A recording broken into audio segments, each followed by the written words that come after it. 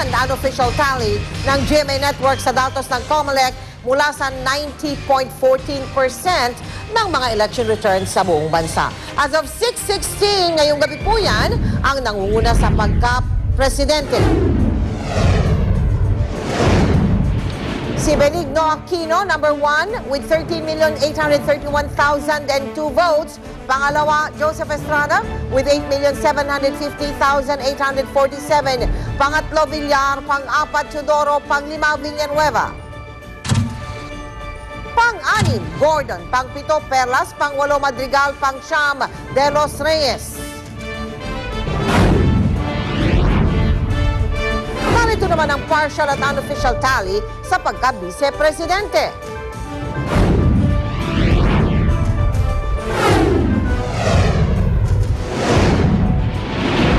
Nangunguna, Binay with 13,478,804. Number 2, Manuel Rojas with 12,674,121. Pangatlo po, Loren Legarda. Pang-apat po, Bayani Fernando.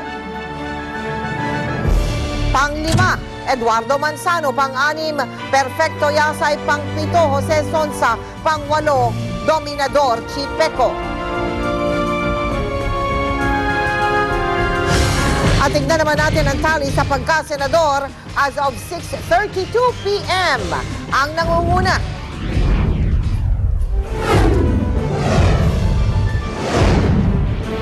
Si Ramon Bong Revilla with 17,822,161. Pangalawa, Jingoy Estrada with 17,413,326. Pangatlo, Miriam Defensor Santiago. Pang-apat, Franklin Rilon. Pang-lima, Juan Ponce Enrile. Pang-anim, Cayetano. Pang-pito, Marcos. Pang-walo, Ralph Recto. Pang-siyam, Vicente Soto. At pang-sampu, Sergio Osmeña. Pang-labing-isa, Manuel Lapid. Pang-labing-dalawa, Chofisto Gingona. Pang-labing-tatlo, Risa Hontiveros. Pang-labing-apat, Rufino Biazon. At pang-labing-lima, Jose De Venecia. Kaligtasan mo sa Alerto 24.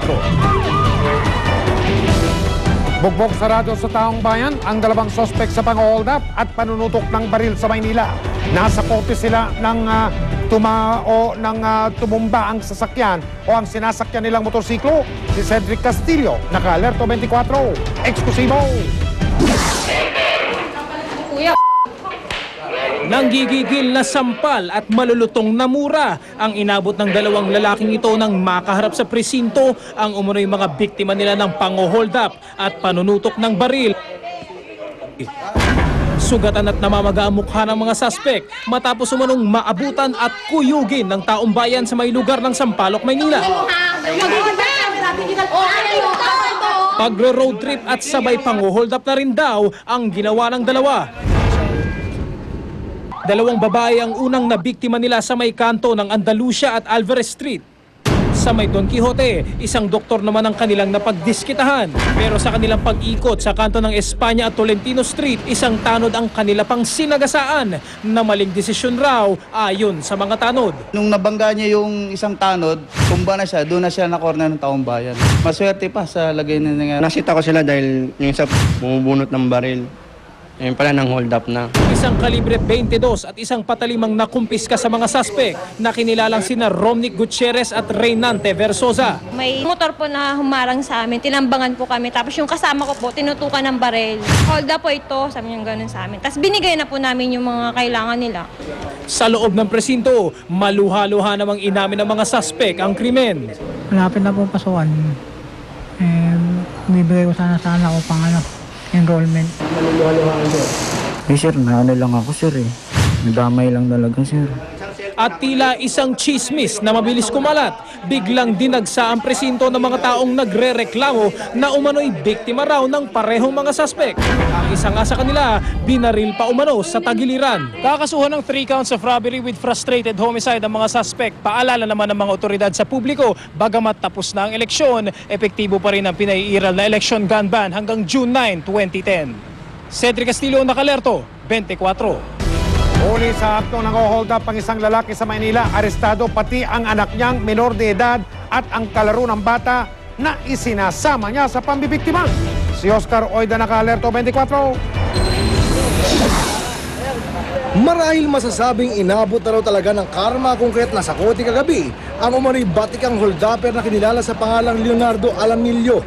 Bukod sa marami na raw itong nabiktima, mantakin mong isinasama pa pala niya ang kanyang minor de edad na anak pati na ang kalaro nito sa pang-hold up. Bandang alas 11 kagabi nang matuldukan ang umano'y masamang gawain ng suspect nang masakote siya ng mga pulis habang ino-hold up ang mga sakay ng isang pampasayrong jeep sa ibabaw mismo ng Quezon Bridge sa lungsod ng Maynila. Tumakbo sa amin isang bystander na may hold upan daw, kaya rumisponde agad kami. Palibas ay may mga gatas pa sa labi. Di na pumalag ang mga kinasangkapang bata nang makorner ng mga pulis. Positibo silang itinuro ng mga estudyante at teacher na sakay ng pampasayrong jeep.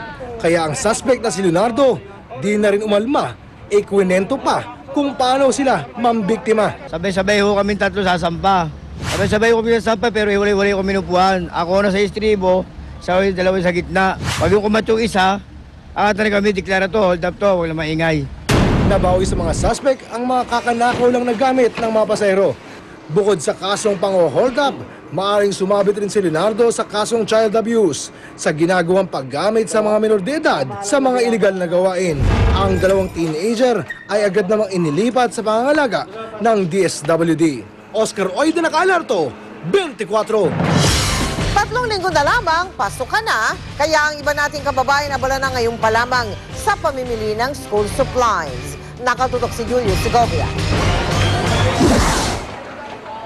Inuunti-unti na ni Betty Francisco ang pamimili ng mga gamit pang eskwela sa Divisoria para sa 4 niyang anak. Noong 1 linggo, mga notebook at pad paper daw ang binili niya. Ngayon, bag naman. 300 daw to, 10 lang natawad ko. Pero sa mall kasi, 750, 600. Nakuha nyo ng 225 hanggang 320 pesos ang bag. 10 pesos naman ang notebook. Ang kalahating dosenang lapis, 15 pesos. 30 pesos naman ang 6 na pirasong ballpen. Iba't ibang cartoon characters ang disenyo, kaya tiyak na matutuwa ang mga bata. Kung gusto mo naman ng 3-in-1, may lapis, pambura at pantasana, 50 pesos lang. Ang 24 pieces na crayons, 15 pesos naman. Mabenta na rin ang mga school uniform. Ang polo at blouse, nasa pagitan ng 60 at 130 pesos depende sa laki. Ang shorts, 50 pesos. Hanggang 160 pesos naman ang pantalon. Dagsa ang tao sa Divisoria dahil nagkatong sweldo ngayon. Sweldo din, payday din, kaya nag-a-advance na rin kami para sa mga gamit ng mga bata. Ang mall na ito sa Divisoria, inaasahan na ang bulto ng mga mamimili habang papalapit ang pasukan. We have additional security for this school opening, no? Siguro till June 15. Yeah, we have additional guards. Wala pa naman daw gaanong pag-alaw sa presyo ng mga paninda nila, pero payo ng mga nagtitinda. Sana bumili sila ng maaga hanggat hindi pa medyo mahal yung bilihin. Kasi habang ngayon, mas makakatipid sila. May Balik Eskwela Diskwento project naman ang Department of Trade and Industry. Sa Lunes, makakabili ng murang school supplies sa main office ng DTI sa Makati. Julio Segovia, nakatutok, 24 oras. Posibleng iproklama na bukas ang ilang nanalong senador kahit hindi pa tapos ang national canvassing.